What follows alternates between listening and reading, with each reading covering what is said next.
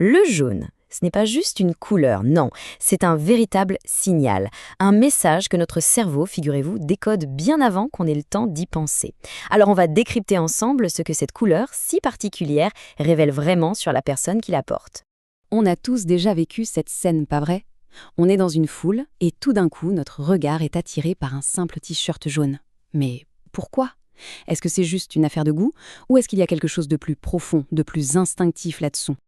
Eh bien, avant même de parler de mode ou de psychologie, la réponse est en fait purement biologique.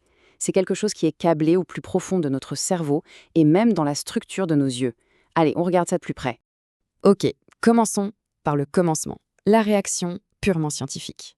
Parce qu'avant même qu'on puisse interpréter quoi que ce soit, notre corps, lui, a déjà une opinion bien tranchée sur le jaune. Alors, ce qu'il faut comprendre, c'est que le jaune, c'est la couleur la plus visible pour l'œil humain. Oui, oui, encore plus que le rouge. C'est un peu un signal d'alerte naturel, un héritage de notre lien ancestral avec le soleil. Du coup, au niveau cognitif, il met notre cerveau en mode éveil et il force littéralement notre attention. Une personne en jaune, elle n'est pas juste remarquée, elle est impossible à ignorer.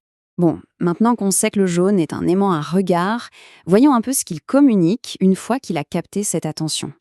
Et on va commencer, disons, par le côté lumineux de la force. Une fois qu'il a l'attention, le jaune diffuse un message de pure positivité.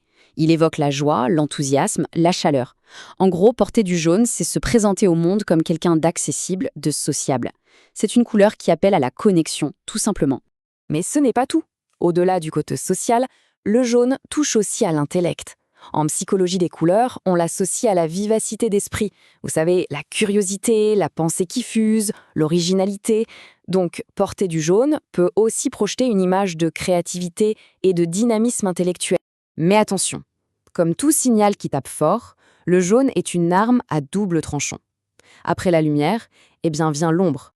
Et voilà, cette dualité est parfaitement illustrée ici. D'un côté, on a l'énergie, la créativité. Mais de l'autre, cette même énergie peut basculer et être perçue comme de l'agitation. Et cette créativité peut être vue comme de l'immaturité, un manque de sérieux. C'est le même signal, mais le message change du tout au tout selon le contexte. Le point crucial, c'est ça. Notre cerveau ne peut pas ignorer le jaune. Donc, s'il y en a trop, ou s'il est trop vif, ça devient une agression visuelle. Ça provoque de la fatigue, de l'irritation. Et la personne qui le porte passe soudain d'énergique à agitée, de sociable à envahissante. Et puis, bien sûr, le contexte est roi. Dans un cadre pro un peu strict, disons une négociation importante, le jaune peut carrément saper la crédibilité. Il peut être perçu comme un signe de légèreté, presque d'immaturité, et faire en sorte que la personne soit prise moins au sérieux. Alors la question c'est, faut-il bannir le jaune? Absolument pas. La clé, comme souvent, elle n'est pas dans la couleur elle-même, mais bien dans la nuance. Regardez ça, c'est fascinant. Tous les jaunes ne racontent pas la même histoire. Un jaune pâle, par exemple, va évoquer la douceur, une intelligence calme. Un jaune moutarde, beaucoup plus posé, suggère la maturité, la fiabilité. Et le jaune vif, lui, c'est le grand écart, soit l'énergie, soit le stress. Le choix de la teinte change radicalement le message. Et là, on arrive au concept le plus important de toute cette analyse. Une couleur, en fait, ça n'invente pas une personnalité. Ça agit comme un haut-parleur. Ça met le volume à fond sur ce que les autres perçoivent déjà chez quelqu'un. C'est très simple à visualiser. Prenez une personne naturellement calme, le jaune va amplifier sa chaleur, son ouverture.